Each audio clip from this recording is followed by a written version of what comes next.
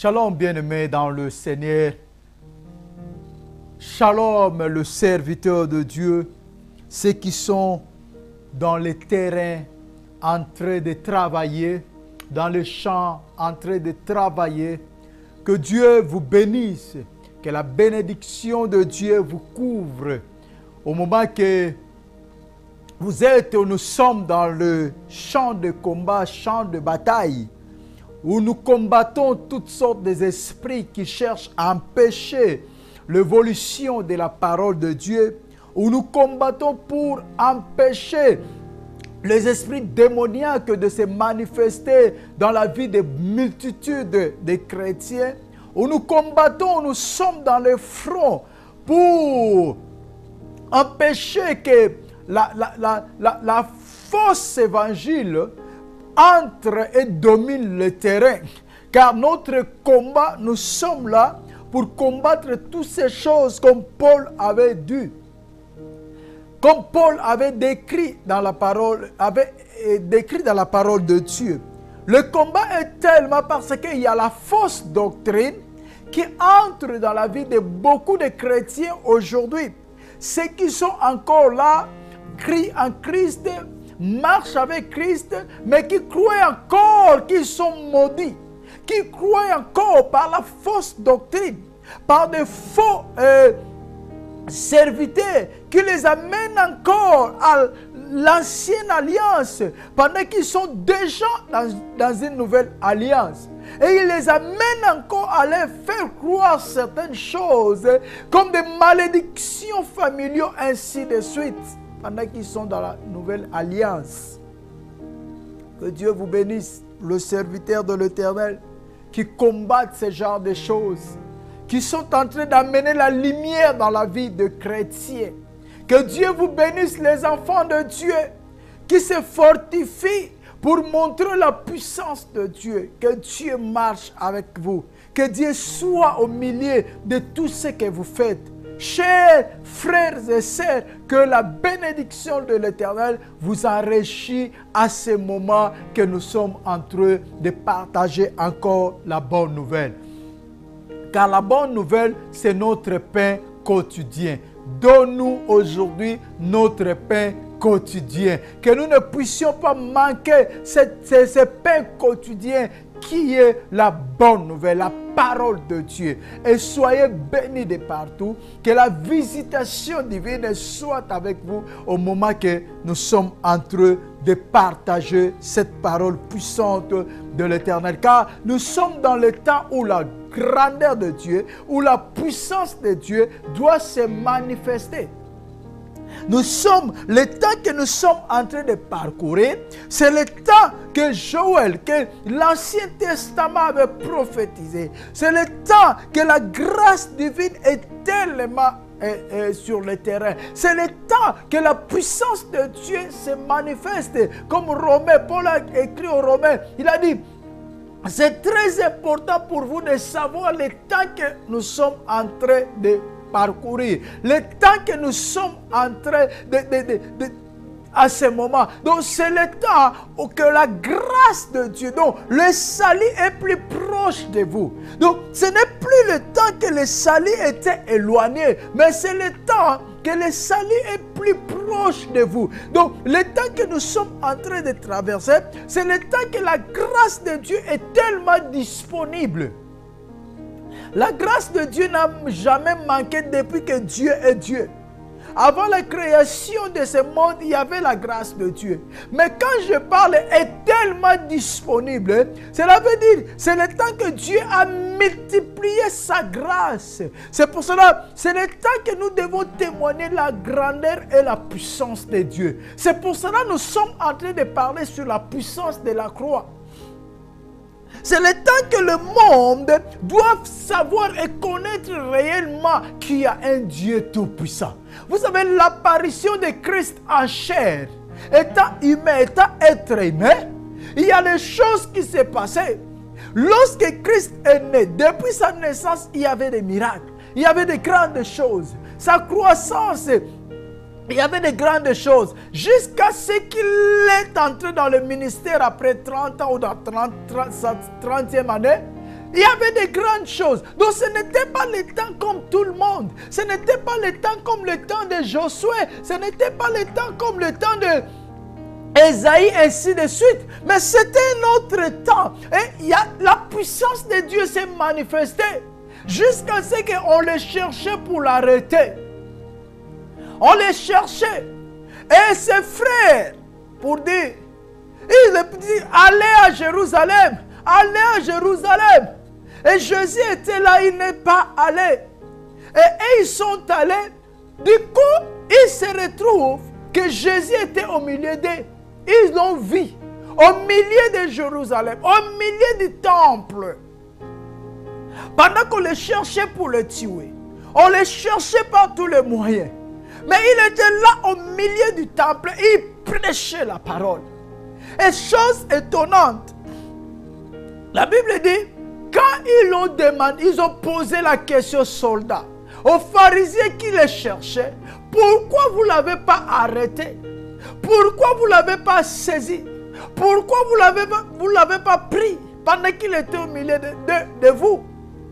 La réponse de ces soldats était, nous n'avons jamais vu un homme qui parle comme cet homme. Nous n'avons jamais vu un homme qui parle comme cet homme. Donc, son temps n'était pas le temps comme si c'était le temps de Josué, de qui, je ne sais pas qui parlait à Ésaïe, Moïse, ainsi de suite. Non, le temps de Christ en chair, en étant humain, c'était un temps où la grandeur de Dieu, où la puissance de Dieu se voyait. Se voyait. Il a guéri, il a fait des grands miracles. Arrivé même à guérir un aveugle de naissance. Cet homme est né aveugle, est né sous la malédiction. Ça, on va le lire. On va commencer par là, Luc. Oh Jésus, Luc chapitre 9. J'aime beaucoup ces passages. Luc chapitre 9. Oh Jésus. Nous allons lire l'évangile de Luc chapitre 9, verset 1 et on doit descendre. La Bible dit Luc 9, je commence au premier verset. Il appela les 12 et leur donna la puissance.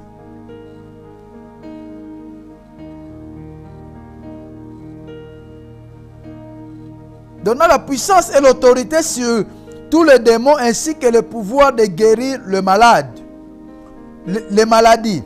Il les envoya prêcher le royaume de Dieu et guérir le malade. Et la Bible dit, il appela les 12 et il les envoya pour, il leur donna la puissance et l'autorité sur les démons ainsi que le pouvoir de guérir les maladies.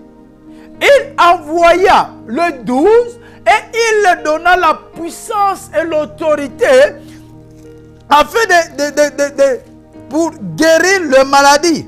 Pour guérir les maladies. Il leur donna la puissance et l'autorité de guérir les maladies. Donc, pour dire que c'était un autre temps, c'était un autre moment, ce n'était plus les choses d'aller et laisser les malades avec leur maladie. Non, c'était un autre temps, un autre moment où les choses devaient aller autre. Il leur donna la puissance et l'autorité de guérir les maladies. Guérir les maladies. La puissance de chasser les démons. La puissance de chasser le démon. Il leur donna la puissance. La Bible parle, il leur donna la puissance. Parce que lui-même avait cette puissance. Il avait la puissance de guérir. Il avait la puissance de libérer. Son temps n'était pas comme tout le monde. Le temps de Christ était différent. Parce que c'était un homme qui était rempli de la puissance. De la puissance. C'était un homme capable d'arracher, de bénir, de guérir, de libérer. C'est ce que je disais avant. Voire même aller guérir quelqu'un qui était sous la malédiction. L'histoire de l'aveugle est née. Si nous lisons dans le livre de Jean, c'est ce que je disais avant de toucher le livre de Luc 9, là où il donne la puissance, pour montrer que son temps n'était pas comme tout le monde. Son temps était, il était assis sur la puissance, l'autorité, le pouvoir, parce que c'est lui qui est au-dessus de tout, la puissance de la croix. Si nous lisons Jean 9, l'histoire de l'aveugle, Jésus vit en passant un homme aveugle de naissance. Ses disciples lui demandaient, Rabbi, qui a péché, lui ou ses parents, pour qu'il soit né aveugle? Il passait et ils ont vu un aveugle de naissance. Cet homme est né aveugle.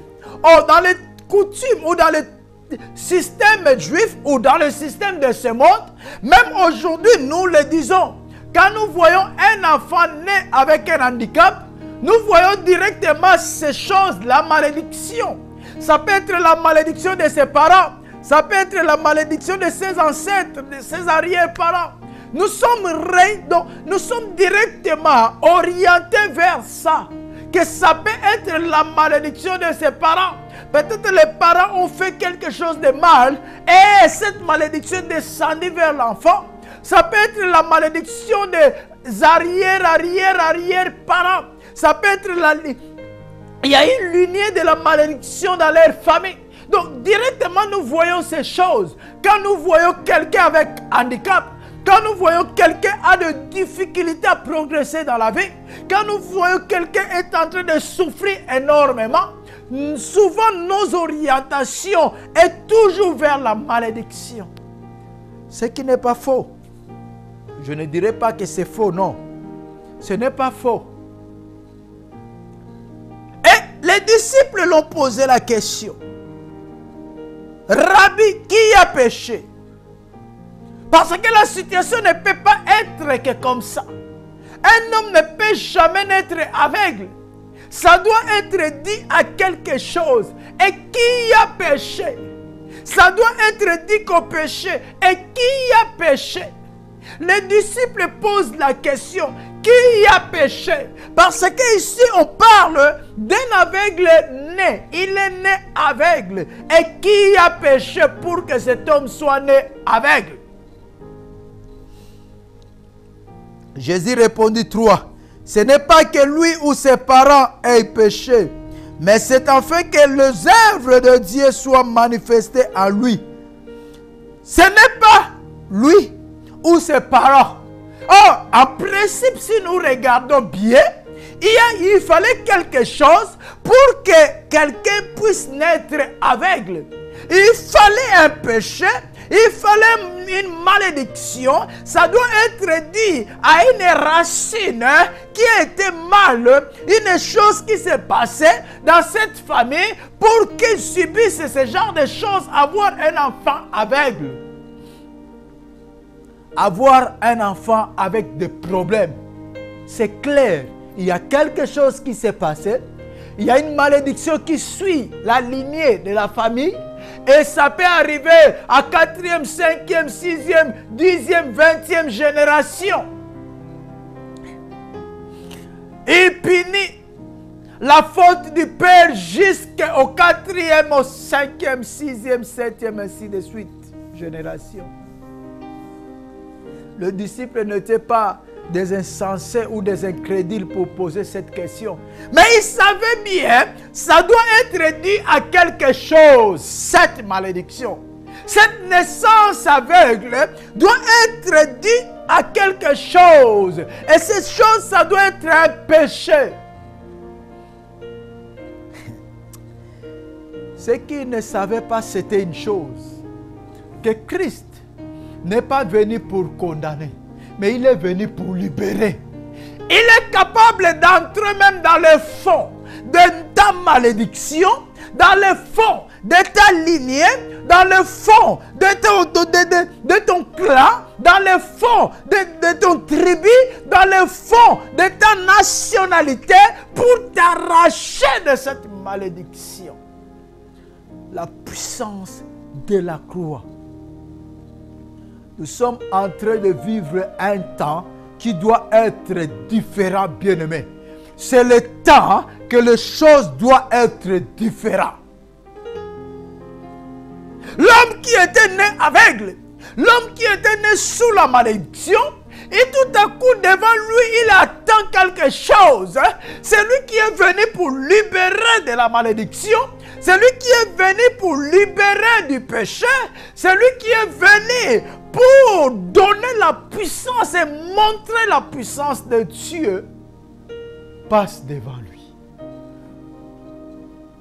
Et il attend, il écoute la discussion qui se passe entre Christ et le disciple. Le pourparler qui se passe entre Christ et le disciple qui a péché.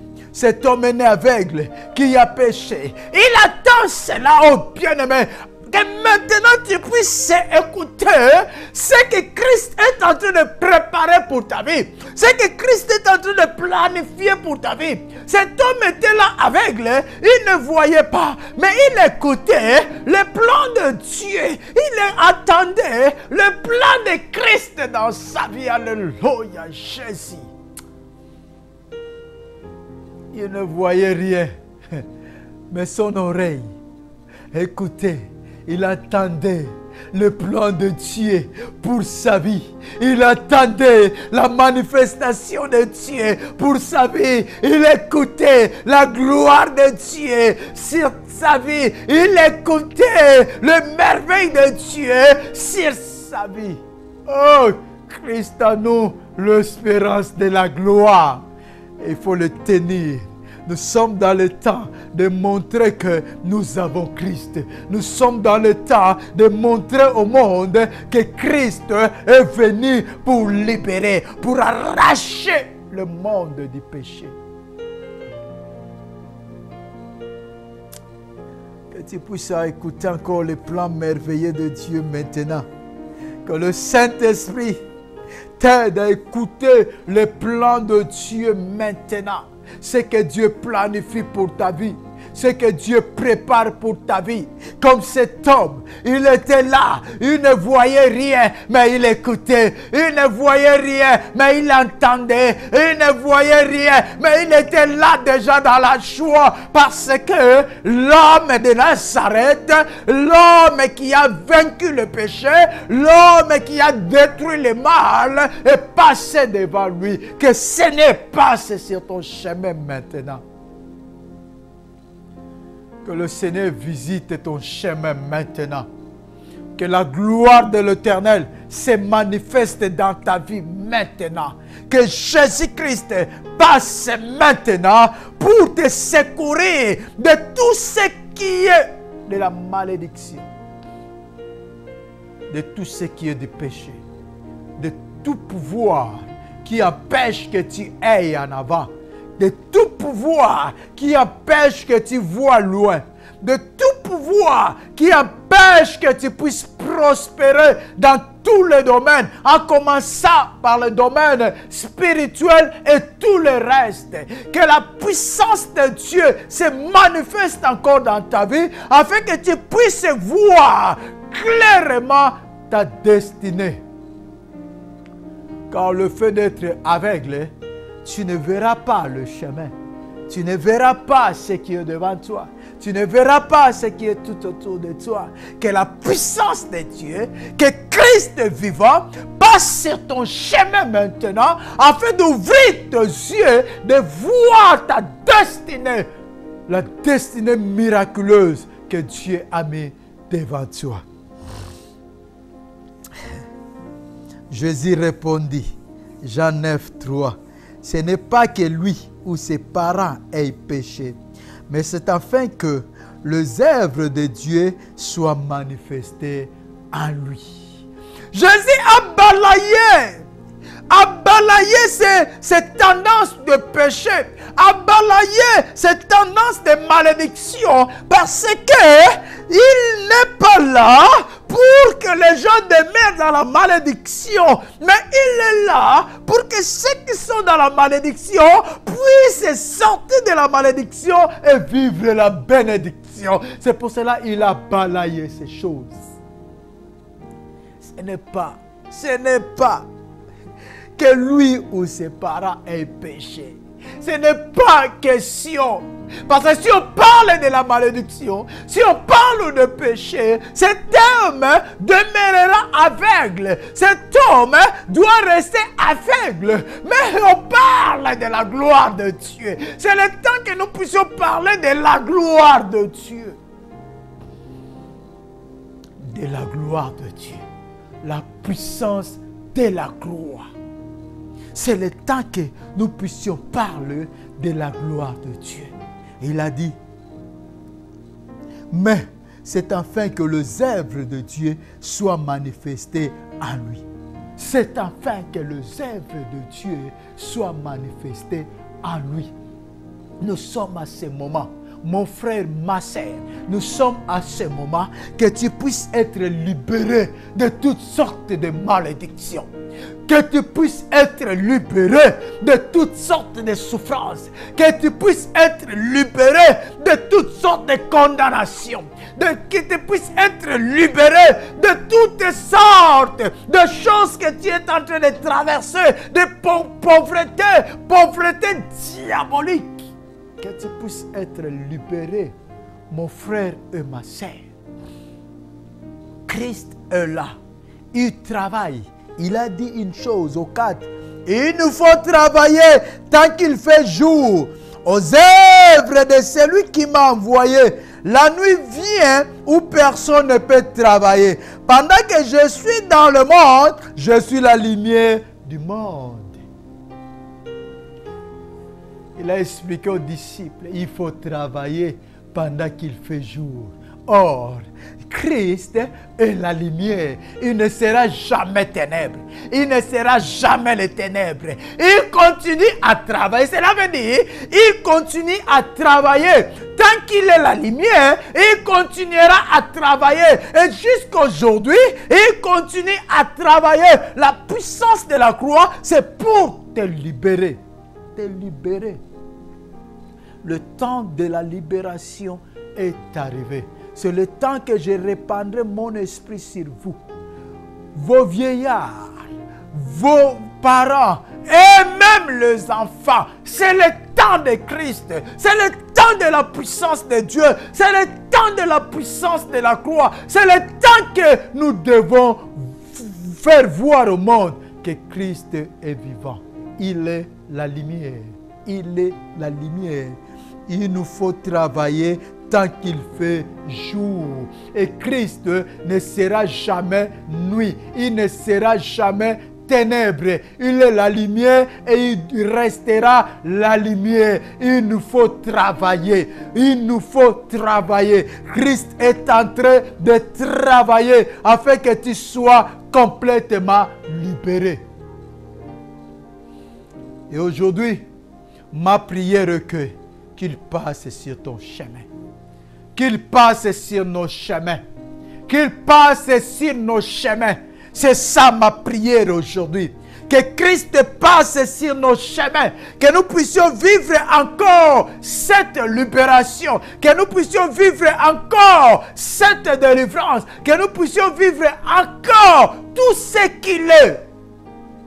Que chacun puisse recevoir selon son problème. Que Christ passe sur nos chemins. Comme il a passé sur le chemin de cet aveugle né de la malédiction, né aveugle. C'est pour cela, quand cet homme a été libéré, il sautait, il glorifiait Dieu. Les pharisiens, cet homme, ils l'ont posé la question. Mais comment tu vois? Ah, c'est Jésus qui m'a guéri. Et il était là à donner même des leçons, à prêcher même les pharisiens. Jusqu'à ce que les pharisiens s'est mis en colère. Toi qui es né péché, tu veux nous parler de Dieu. Toi qui es né péché. Oh, cet homme a trouvé sa liberté. Et quand on est libéré, on peut parler de Dieu. Quand on est libéré, on est vraiment, réellement libre. Et qui y a la libéré, c'est Christ. Oh, la Bible dit, si Christ vous a franchi, vous serez réellement libre. Christ à nous, l'espérance de la gloire. Seigneur, je monte encore à ce moment vers toi pour déclarer ceci. Tu as dit, à ton nom, nous guérirons les malades. À ton nom, nous ferons de grandes choses. Tu as dit, ce que vous lierez sur la terre sera lié au ciel. Père, je te prie maintenant, dans le nom puissant de Jésus-Christ, tous ceux qui ont suivi ces messages, tous ceux qui sont en train de suivre ces messages, Père, entre dans le chemin de tout un chacun, entre dans la vie de tout un chacun, change chaque histoire dans le nom puissant de Jésus-Christ. Ouvre les yeux aux aveugles, fais sortir de la souffrance ceux qui souffrent. Fais de grandes choses à ceux qui sont condamnés et qui soient libérés dans le nom puissant de Jésus. Visite tout un chacun surnaturellement et fais voir à tout un chacun sa destinée que tu as préparée pour la gloire de ton nom. Dans le nom puissant de Jésus-Christ. Amen. Que Dieu vous bénisse. Nous allons nous retrouver par sa grâce à la prochaine opportunité.